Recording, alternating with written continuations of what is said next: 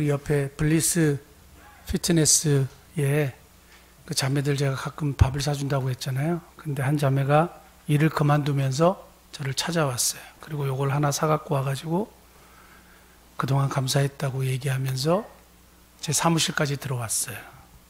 그래서 제가 교회를 다닌 적이 있느냐? 한 번도 없대요. 근데 교회 사무실까지 들어왔잖아요. 놀랍지 않습니까?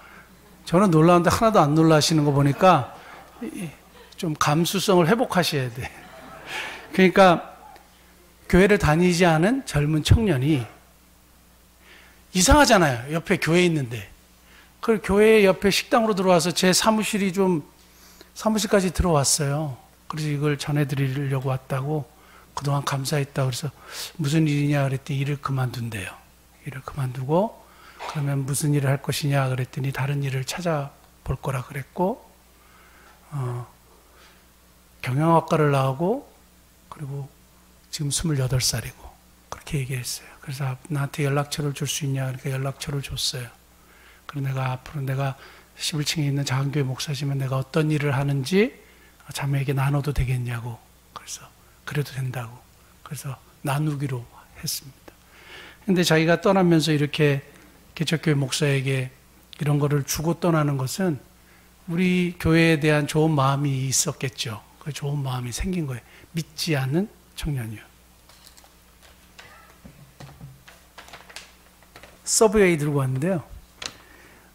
어제 우리 집사님께서 저한테 전해주셨는데 옆에 또 블리스 피트니스에서 어느 자매가 이걸 들고 왔다고 그러면서 저한테 전해주셨어요. 여기 이제 서브웨이 그 샌드위치 2개하고 음료수 2개하고 목사님 늘 감사합니다 하고 적어서 쪽지를 적어서 저한테 줬는데 이 친구들이 예수님을 전혀 안 믿는 친구들이에요. 젊은 친구들이지만 예수님을 전혀 안 믿는 분들이에요.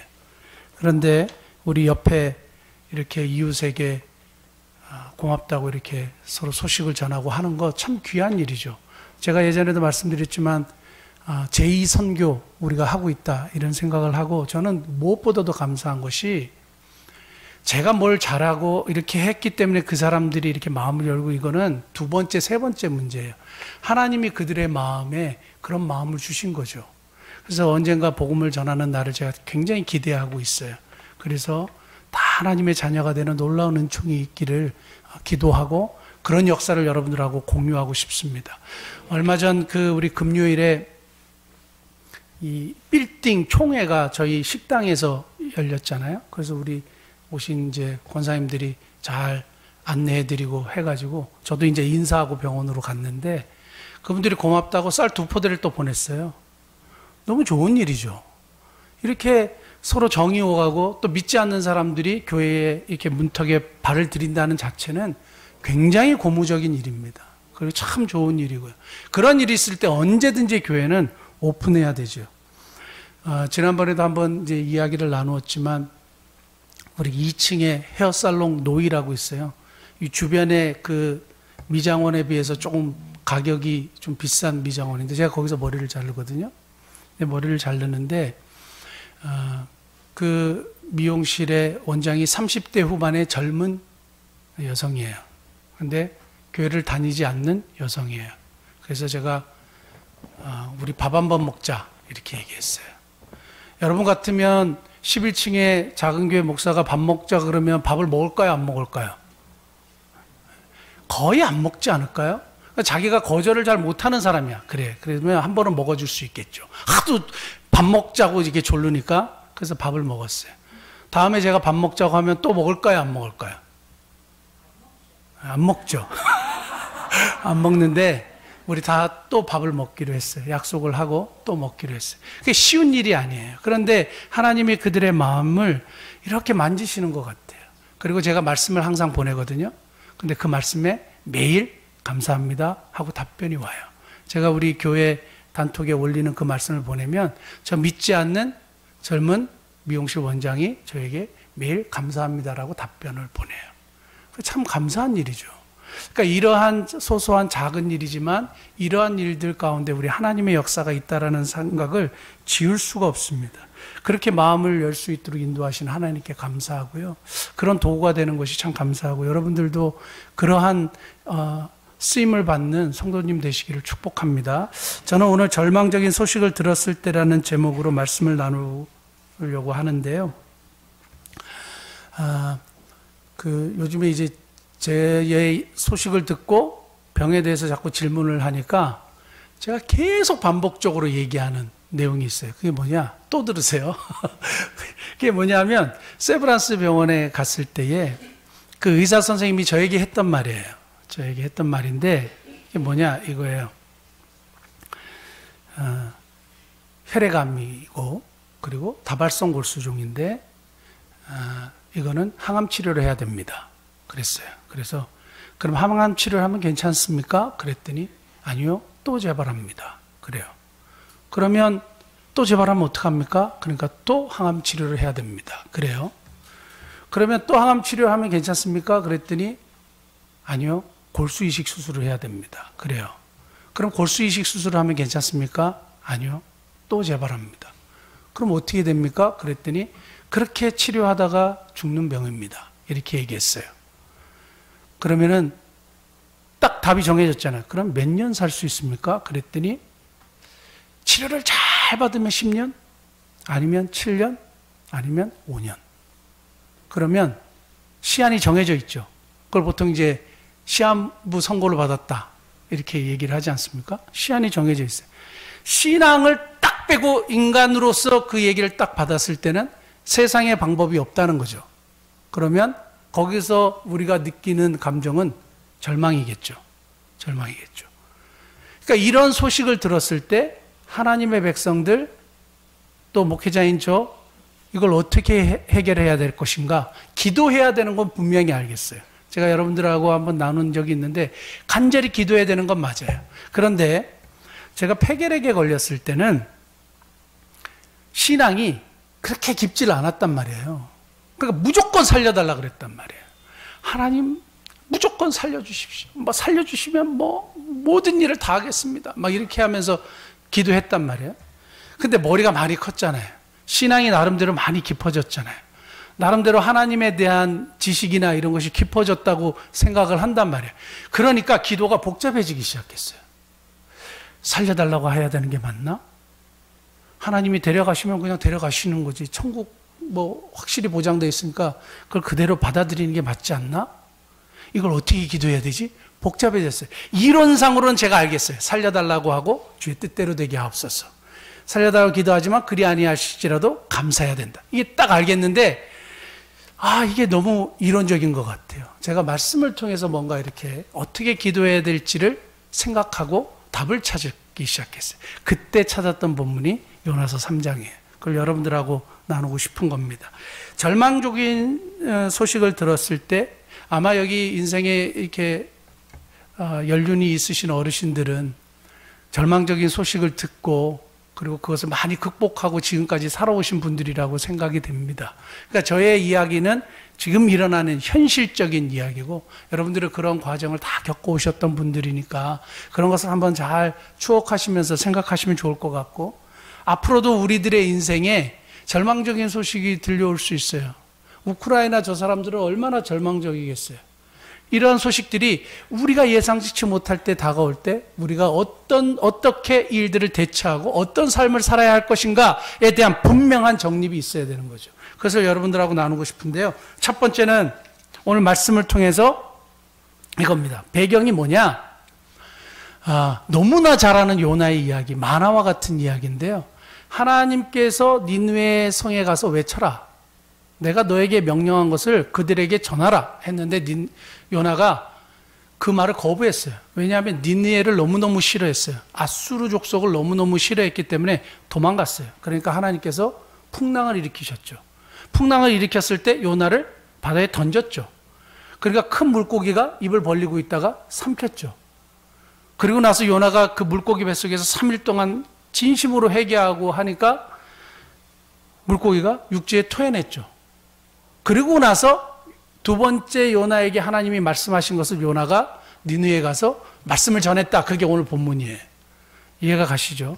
자, 그러니까 두 번째 하나님이 말씀하셔서 내가 너에게 명한 것을 그들에게 전하라. 이렇게 얘기했는데 그것을 전했어요. 근데 요나가 성실하게 전하지 않았어요.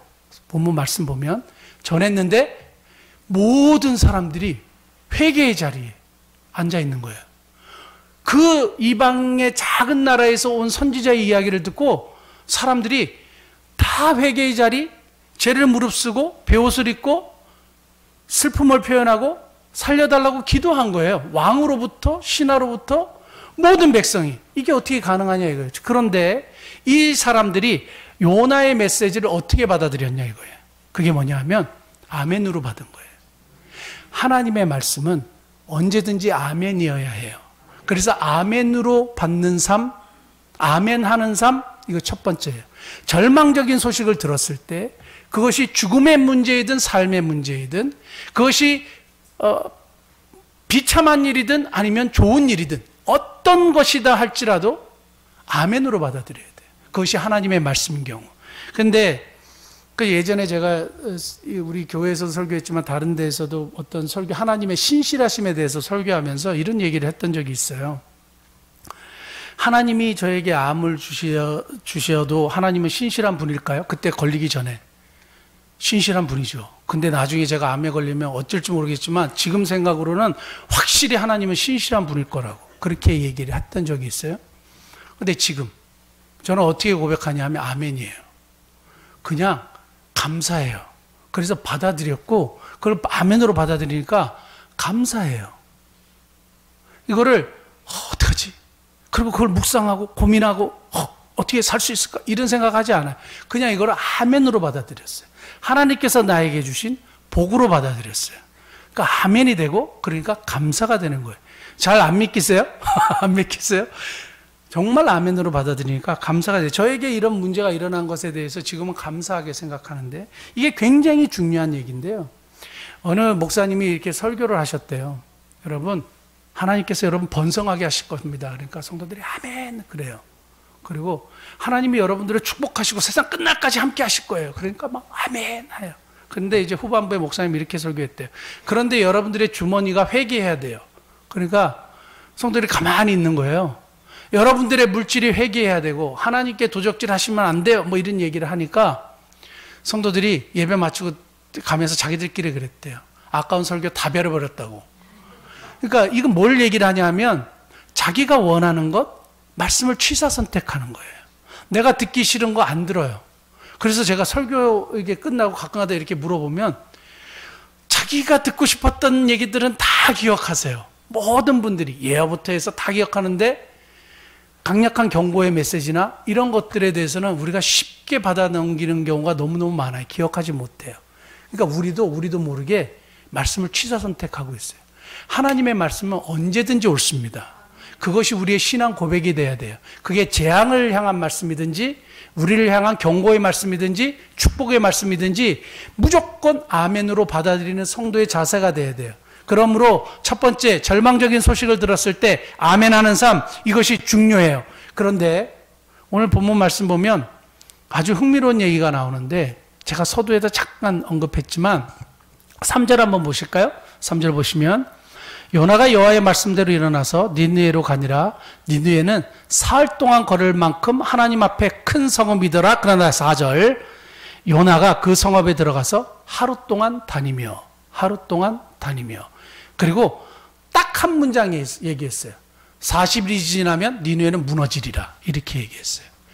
이 성경을 해석하는 모든 학자들의 공통적인 의견은 뭐냐 하면 요나는 물론 회개하고 다시 니느웨로 왔지만 니느웨 사람들이 너무너무 싫었다는 거예요. 그래서 이 말을 외치고 싶지도 않았다는 거예요. 그리고 이 말을 해가지고 혹시 이 사람들이 진짜 회개하면 어떡할까 이런 생각도 했다고 생각을 하는 거예요. 4장 1절 한번 보시면 4장 1절 한번 보실래요?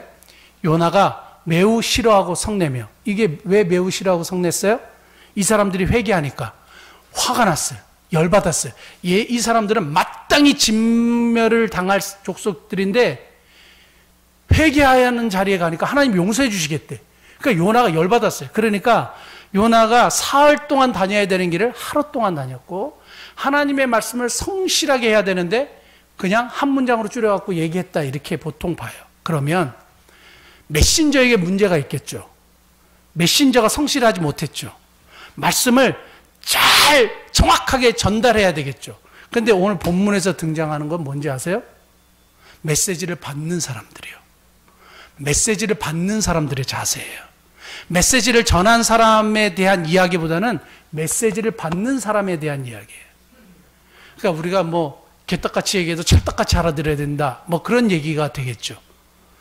하나님의 말씀이 선포될 때 그 말씀이 조금 부족하고 전하는 자가 좀 문제가 있어도 말씀을 받는 자는 하나님의 말씀으로 받으셔야 돼요.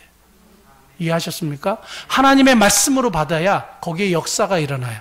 데살로니가전서 2장 13절 한번 볼까요? 데살로니가 2장 13절 말씀 보면, 이러므로 우리가 하나님께 끊임없이 감사함은 너희가 우리에게 들은 바 하나님의 말씀을 받을 때에 사람의 말로 받지 아니하고 하나님의 말씀으로 받음이니 진실로 그러하도다. 그 다음에 같이 읽겠습니다. 이 말씀이 또한 너희 믿는 자 속에서 역사하느니라. 말씀, 하나님의 말씀을 누구에게 역사하신지 아세요? 그것을 아멘으로 받아들이는 사람이에요. 하나님의 말씀은 누구에게 역사하시느냐? 아멘으로 그 말씀을 그대로 수용하는 자에게 하나님이 역사하세요. 그러므로 어떤 말씀이든지 간에 하나님의 말씀에 아멘하는 삶으로 나아갈 수 있는 복된 은혜가 있기를 원합니다. 그 다음에 보면 또 흥미로운 사실이 있는데요. 여러분 꼭 기억하셔야 되는 것이 3절에 나와 있는데, 요나가 여호와의 말씀대로 일어나서 니느웨로 가니라. 니느웨는 사흘 동안 걸을 만큼 어떤 성읍이에요? 하나님 앞에 큰 성읍이에요. 이게 보니까 성둘레가 96km예요. 고고학적인 그 조사에 의하면 성둘레가 96km, 직경이 30km. 그래서 성 위에는 마차 세대가 이렇게 막 달릴 수 있는 정도로 큰 성이었대요. 그리고 4장 11절에 보면 좌우를 분간하지 못하는 거기에 인구가 12만 명이라 그랬어요. 근데 우리 성도들은 그 니느웨 모든 성의 그 인구가 12만 명이라고 생각하는데, 성경의 학자들은 좌우를 분간하지 못하는 사람들은 어린아이들을 이야기하는 것이기 때문에 니느웨 성의 성 총 인구는 60만이 훨씬 넘었을 것이다, 이렇게 봐요. 그러니까 큰 성이라고 얘기했겠죠. 그런데 중요한 것은 하나님 앞에 큰 성이라고 그랬잖아요. 하나님 앞에 직경이 30km고 성둘레가 96km, 하나님이 크겠어요? 열방이 한 통의 물과 같고 먼지와 같이 보시는 하나님이 보실 때 니느웨가 큰 성이겠냐고요. 이것은 하나님 보실 때 중요한 성읍이고 하나님 보실 때 중요한 사람들이라는 거예요. 그러니까 그들이 회개하니까 하나님이 그들을 기꺼이 용서해 주신 거예요. 하물며 이방 사람들이 하나님 아버지 앞에서 자신들의 잘못을 깨닫고 회개할 때 하나님이 중요하게 그들을 보시고 용서해 주셨는데, 오늘을 살아가는 하나님의 백성들을 하나님이 어떻게 보시겠냐 이거예요. 오늘 이 말씀을 읽는 독자들은 누굽니까? 이스라엘 백성들과 저희들이죠. 하나님의 백성들이죠.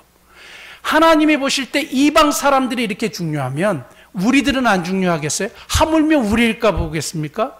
하늘의 아버지께서 우리 구하는 자에게 좋은 것으로 주지 않으시겠어요? 하나님이 우리 아버지시라고 얘기하는데요. 그러니까 우리가 말씀을 볼 때에 왜 아멘할 수밖에 없느냐? 하나님은 우리를 중요하게 여기시는 분이에요. 하나님은 우리를 너무 소중하게 여기시는 분이에요. 그래서 우리가 언제든지 하나님 진짜 잘못했어요, 하나님 불쌍히 여겨주세요 하면 주님이 우리를 용서해 주시는 분이에요. 하나님은 우리가 구하면 좋은 것으로 주시기를 기뻐하시는 분이에요. 왜? 그분이 우리의 하늘의 아버지가 되시기 때문에 그래요. 그러므로 하나님의 말씀은 언제든지 아멘 해야 해요. 그 다음에 더 중요한 사실 또 하나 있는데요. 말씀드리기 너무 아까운데 안 드리려고 하시는 분이 혹시 있을까 봐 말씀드릴게요. 자, 우리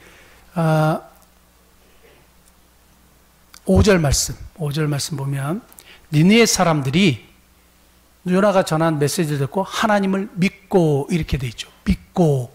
여기 단어에 한번 동그라미 치십시오. 여기 믿고의 히브리어가 아멘이에요. 히브리어가 아멘이에요.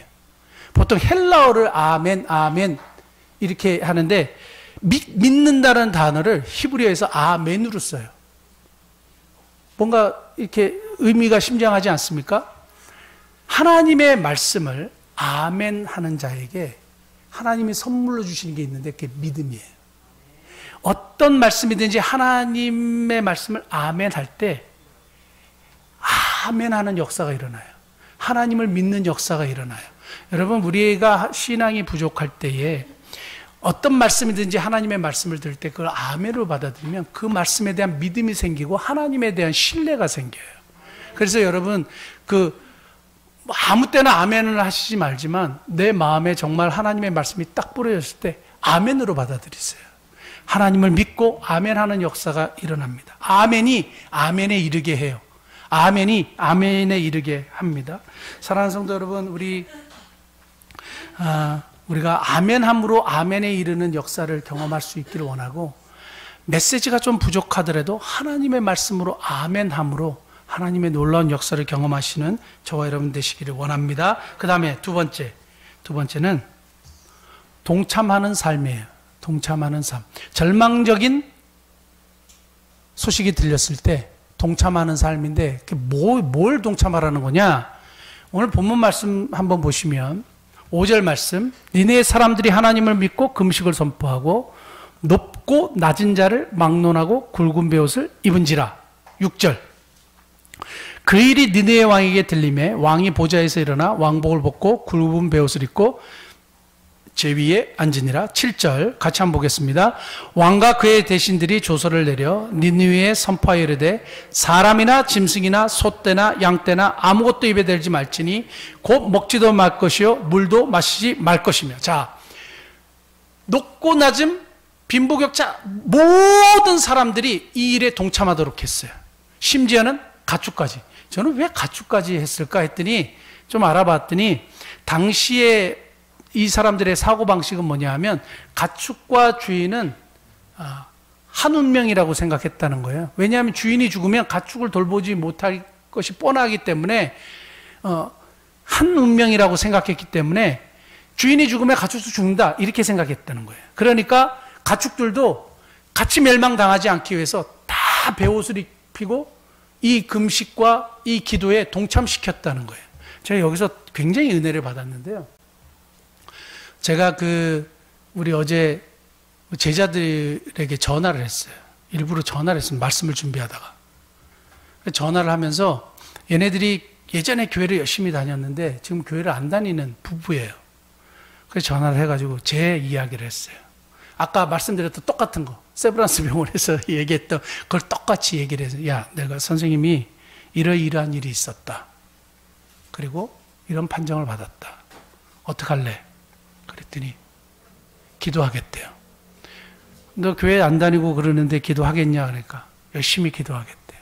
그리고 그 부인 되는 제자에게 또 전화가 왔어요. 아내 되는 제자에게 전화 와서 무슨 일이냐요. 그래서 또 얘기해 줬어요. 열심히 기도하겠대요. 동참시키는 거예요. 동참시키는데 왜 동참시키는지 아세요? 회개의 자리, 구원의 자리, 그리고 이러한 일들의 은혜의 자리에 사람들을 동참시키면 뭘 보는지 아세요? 하나님의 구원의 역사를 같이 봐요. 하나님의 구원의 역사를 같이 봐요. 어디서 그 말씀을 찾았냐 하면 요한복음 2장 보면 예수님의 공생의 첫 번째 행했던 기적 표적이 뭔지 아세요? 물로 포도주를 바꾸신 사건이잖아요. 포도주가 떨어졌다는 이야기를 마리아로부터 듣습니다. 잔치집에서 당시로서는 심각한 문제예요. 그러니까 마리아가 하인들에게 예수님이 뭐라고 얘기하시든 간에 무조건 그대로 행하라 이렇게 이제 지시하지 않습니까? 그러니까 하인들이 예수님께 갔을 때 예수님이 뭐라고 했냐면 저기 항아리에 물을 채우라 하신즉 아구까지 채웠어요. 물을 채워라 하니까 이 사람들이 아구까지 채웠어요. 8절, 이제는 떠서 연회장에게 갖다 주라 하시며 갖다 주었더니 9절, 중요합니다. 이게 중요한데, 연회장은 물로 된 포도주를 맛보고도 어디서 났는지 알지 못해요. 동참하지 않았기 때문에. 그런데 물떠온 하인들은 뭐야? 알더라. 왜요? 예수님의 말씀에 순종하고 동참했기 때문에 그래요. 맞습니까? 예수님의 말씀에 순종하고 동참한 사람들은 이것이 누구의 역사인지 분명히 알게 돼요. 그러니까 이러한 문제, 절망적인 소식, 그래서 하나님 앞에 회개하는 자리, 은혜의 자리 동참해야 되죠. 동참하면 뭘 알게 돼요? 하나님의 구원의 역사를 같이 보는 역사를 함께 경험하게 된다는 겁니다.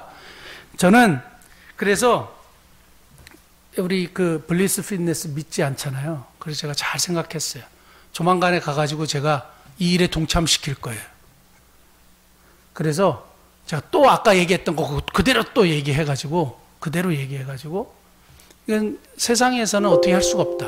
그런데 하나님이 고쳐주실 거라고 믿는다. 만약에 내가 고침을 받으면 교회 나와라. 멋지죠? 네? 멋지죠? 그 다음에 여기 미사 약국 있잖아요. 미사 약국 약사님하고도 인사를 잘하고 지내거든요. 여기 가서도 얘기할 거예요. 아까 얘기했던 거 그대로 똑같이 얘기해가지고 또 얘기할 거예요. 신의주 순대국밥집 가서 얘기하고, 여기 시골 여행 가서 얘기하고, 우리 14층에 골프장 가서 얘기하고, 지금 계획을 다 세웠어요. 2층 저기 만다린 가가지고 다 얘기하고, 당연히 헤어살롱 노이 가죠. 헤어살롱 노이 가서 다 얘기하고. 그래서 이 빌딩에, 그 다음에 오늘 스마일 청소년 소아과 의사 선생님 부부 얘기해야 되겠다. 그래서 가서 얘기할 거예요. 가서 얘기하고, 제가 이러한, 본인이 더 잘할 거 아니에요. 의사 선생님이니까.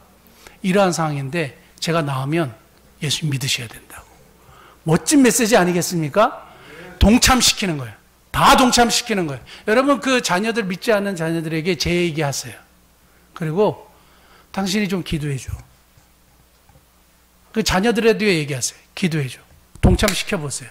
그러면 이 일에 동참하는 사람들은 알게 될 거예요. 하나님이 역사하시는 것을 알게 돼요. 제가 왜 이렇게 확신에 차게 말씀을 드리냐 하면, 다음 말씀이 저에게 가장 크게 다가온 말씀이기 때문에 그렇습니다. 자, 세 번째. 9절 말씀 한번 읽을까요? 9절 말씀 읽으면, 하나님이 뜻을 돌이키시고 그 진노를 그치사 우리가 멸망하지 않게 하시리라. 그렇지 않을 줄을 누가 알겠느냐. 제가 이 문제를 고민하고 이 말씀을 찾았던 이유는 이 한 말씀 딱 때문이에요. 누가 알겠느냐? 누가 알겠느냐? 믿지 않았던 니느웨 왕과 백성들은 두 가지 가정이 있어요. 두 가지 가능성이 있어요. 하나는 하나님이 뜻을 돌이키시고 용서해 주실 것이라는 가정이죠. 아직 일어나지 않았어요.